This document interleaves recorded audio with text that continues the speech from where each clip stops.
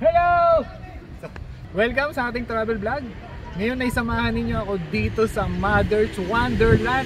Wonderful morning! Welcome to Mother's Wonderland!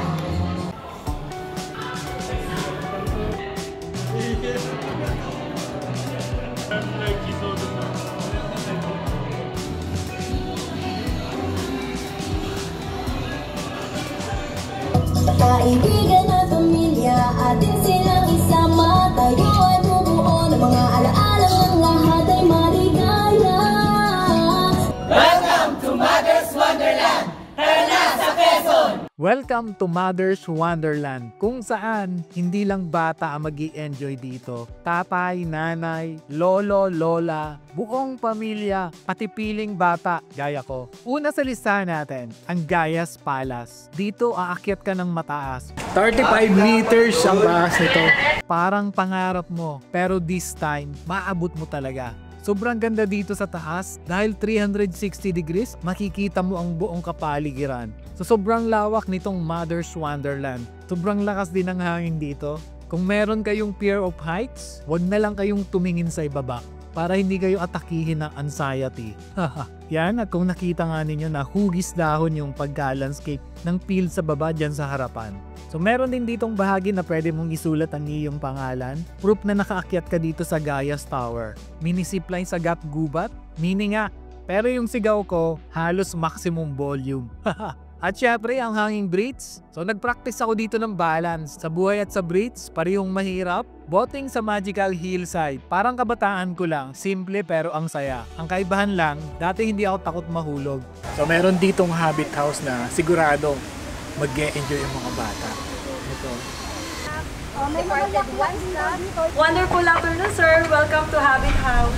Dito sa Habit House, napil ko na parang nasa Middle Earth ako. Kulang na lang si Frodo. Pero sa halip na fighting dragons, mag-enjoy kayo sa storytelling dito. Simple, magical, at parang bumalik ka talaga sa pagkabata. At ito rin ang chill spot para maglaro ng board games. Kung saan ang saya, minsan may daya at laging nagtataray kapag talo. So kahit sino pwede dito, pamilya, barkada, o kahit yung friend mong hindi marunong tumanggap ng talo. At ito ang pinaka-surprise sa lahat, dance studio. Kahit hindi ako sumasayaw, napasayaw ako dito.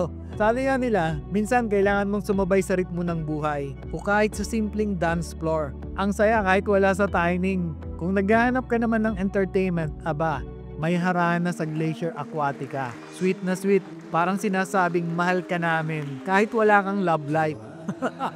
At ito na, yubaan ng saging. Hindi ito dance showdown, pero ganun din ang energy. Dito, saging ang bida at ikaw, ang babae sa buhay ko. Ang saya nito, promise. Para kang nasa piyesta ng probinsya, lahat ng tao game na game. Pati saging, ready sa showdown. Horseback riding naman sa Animal Rendezvous. Feeling ko cowboy ako nito kapag ako ang sumakay. Pero hindi natin na-try. Siguro next time. So next stop, wall climbing. Sabi nila, reach for your dreams. Si Betoy, he reached for the top. Pero halfway lang pala.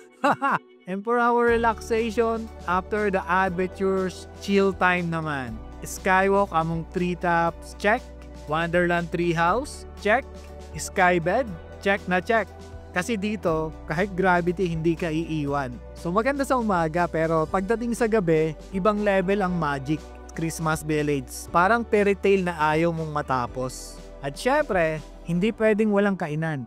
Welcome to Pugon Pizza Wonderland! Tinikman natin ang kanilang pizza pugon at lasagna. Sobrang sarap niya guys. Promise. Legit na sa kahoy at sa pugon niluluto. At hindi lang yan. Yung mga pagkain sa Cinque Culinaria, legit. Parang sinabing kumain ka na. Baka magalit si Mother Gaya. At parang gusto ko nang bumalik ulit bukas.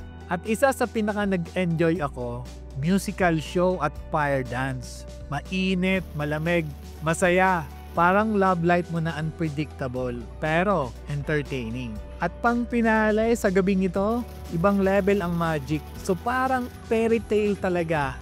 At syempre, dito sa Frosty Snowfall Experience, sobrang enjoy. Parang hindi nauubos yung snowfall sa daming ibinuga. Malamig. Pero yung puso ko, mainit na mainit sa saya. At ayun, Mother's Wonderland, isang araw ng saya, adventure at kaunting hugot sa buhay. Pero kulang pa rin dahil sa daming pwedeng gawin dito.